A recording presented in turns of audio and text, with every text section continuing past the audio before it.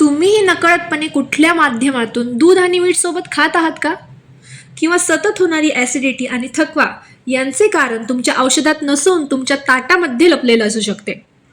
निरोगी राहण्यासाठी फक्त काय खावे हे महत्त्वाचे नाही, तर काय एकत्र खाऊ नये हे सुद्धा माहिती असणे तितकंच गरजेचं आहे. तर चला मग आपण जाणून घेऊया विरुद्ध आहाराबद्दल सर्व काही. तर मित्रांनो, मी आहे विशाखा. स्वागत करते तुमचं आपल्या आरोग्य सखी या चॅनलमध्ये. तुम्ही आज या चॅनलवर नवीन असाल तर पटकन चॅनल सबस्क्राईब करून पुढील बेल आयकन प्रेस करा, कारण तुमच्यासाठी छोटी असलेली गोष्ट माझ्यासाठी खूप मोठी आहे. सगळ्यात आधी एक छोटासा मुद्दा समजून घेऊया. विरुद्ध आहार म्हणजे काय? तर विरुद्ध आहार म्हणजे असे 2 किंवा अधिक पदार्थ जे खाल्ल्याने ते शरीरात दोषांचे तंत्र बिघडवते आणि शरीर त्या दोषांना सहजासहजी बाहेर टाकत नाही आणि ते शरीरातच साचून ठेवते. त्याला आपण विरुद्ध आहार म्हणतो. आयुर्वेदानुसार 18 प्रकारचे विरुद्ध आहार सांगितले आहेत, पण आपण आज फक्त काहीच बघणार आहोत, कारण की रोजच्या दैनंदिन जीवनामध्ये असे काही अन्न घटक आपण घेत आहोत जे विरुद्ध आहार असतात. त्यामुळे आपण महत्त्वाचे काहीच गोष्टी बघणार आहोत. सर्वात पहिलं म्हणजे चुकीचे मिश्रणयुक्त पदार्थ, म्हणजे 2 वेगळ्या गुणधर्माचे पदार्थ सोबत खाणे. जसं की जे उष्ण किंवा थंड असे पदार्थ असतात ते जर सोबत खाल्ले गेले तर ते विरुद्ध आहार समजले जातात.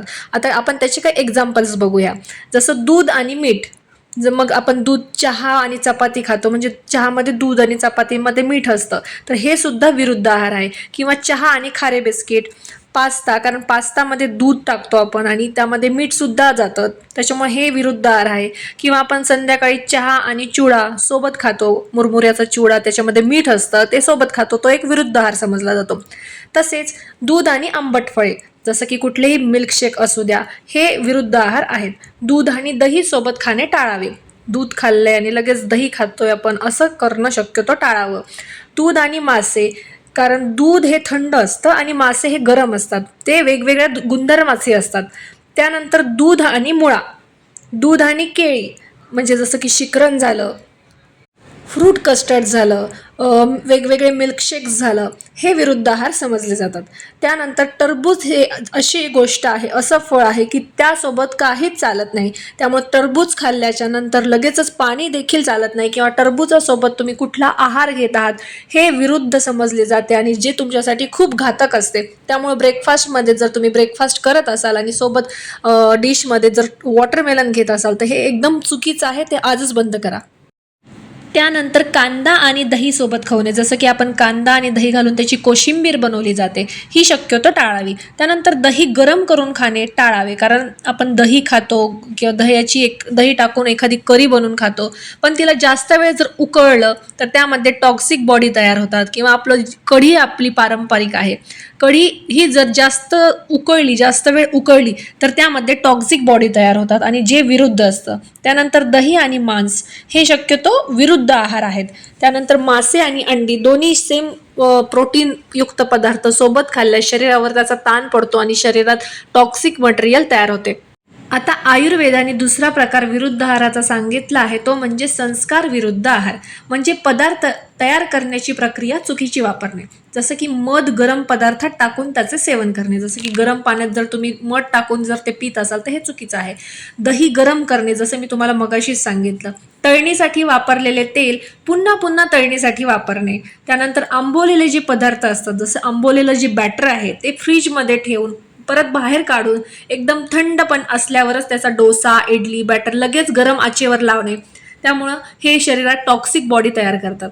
त्यानंतर तांब्याच्या किंवा काशाच्या भांड्यात आंबट पदार्थ ठेवणे, हे सुद्धा एक विरुद्ध आहार आहे. त्यानंतर गरम गरम अन्न खाल्ल्याच्या नंतर किंवा कुठलाही गरम पदार्थ खाल्ल्याच्या नंतर लगेच वरून आईस्क्रीम खाणे किंवा फ्रीजमधलं थंड ताक पिणे, त्यानंतर कोल्ड्रिंक्स घेणे, हे एकदम चुकीचं आहे, जे विरुद्ध आहार समजला जातो.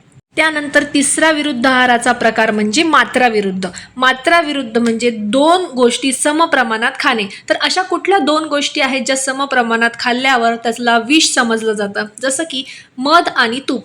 जर मध आणि तूप हे समप्रमाणात जर तुम्ही खात असाल एकदम एका वेळी तर ते विष समजलं जातं. त्यामुळे जर तुम्ही 1 चमचा मध घेत असाल तर अर्धा चमचा तूप असं प्रमाण घेतलं तर चालू शकेल, पण त्या 2 गोष्टी एकदम समप्रमाणात नसाव्या. त्यानंतर चौथा प्रकार आयुर्वेदाने विरुद्ध आहाराबद्दल सांगितला आहे, तो म्हणजे कालविरुद्ध. जसं की एखादी गोष्ट एखाद्या वेळेत खाणं हे टाळलं पाहिजे. जर ती चुकून त्या वेळेत खाल्ली तर त्याला विरुद्ध आहार म्हटला जातो. जसं की रात्री दही खाणे किंवा हिवाळ्यामध्ये थंड पदार्थ खाणे, जसं की आईस्क्रीम, थंड पेय. त्यानंतर उन्हाळ्यात उष्ण पदार्थ खाणे, पावसाळ्यात जड अन्न घेणे, त्यानंतर भूक नसताना जड आहाराचे सेवन करणे, शिळे अन्न खाणे हे एक काल विरुद्ध आहाराचा प्रकार आहे. तर आयुर्वेदाने अत्यंत महत्त्वाचा असा एक विरुद्ध आहार सांगितला आहे, तो म्हणजे देशविरुद्ध. म्हणजे तुम्ही ज्या प्रदेशात राहत आहात त्या वातावरणाला न्यूट्रिशियस असा आहार न घेणे. जसं की जर तुम्ही विदर्भात राहत आहात, जसं की अति उष्ण ठिकाणी राहत आहात आणि तिथे तुम्ही अति प्रमाणात तिखट पदार्थ, मसालेदार पदार्थ, तळलेले पदार्थ आणि उष्ण प्रकृतीचे पदार्थ खात आहात, तर तो तुमच्यासाठी विरुद्ध आहार मानला जाईल. तसेच जर तुम्ही दमट वातावरणामध्ये राहत आहात, जसं की मुंबईसारख्या ठिकाणी, आणि तिथे अति प्रमाणात दही खाणे, मिठाई खाणे, जड अन्न पदार्थ खाणे, तर हे सुद्धा तुमच्यासाठी विरुद्ध मानले जाते. त्यानंतर तुम्ही अति थंड हवेच्या ठिकाणी राहत आहात, जसं की काश्मीर, महाबळेश्वर अशा थंड हवेच्या ठिकाणी तुम्ही जर कोरडे पदार्थ खाताय किंवा खूप थंड आहार घेताय, थंड पेय पित आहात, तर तो तुमच्यासाठी विरुद्ध आहार समजला जाईल. तसेच जे तुमच्या देशामध्ये आणि तुमच्या भागामध्ये पिकत नाही अशा पदार्थांचे जर तुम्ही सेवन वारंवार करत असाल तर तो तुमच्यासाठी विरुद्ध आहार ठरू शकतो, ज्याचा तुमच्या शरीरावर घातक परिणाम होऊ शकतो. तर मित्रांनो, आशा करते की विरुद्ध आहार म्हणजे काय, कोणते पदार्थ एकत्र खाऊ नयेत आणि त्याचा आपल्या आरोग्यावर कसा परिणाम होतो हे तुम्हाला स्पष्टपणे समजलं असेल.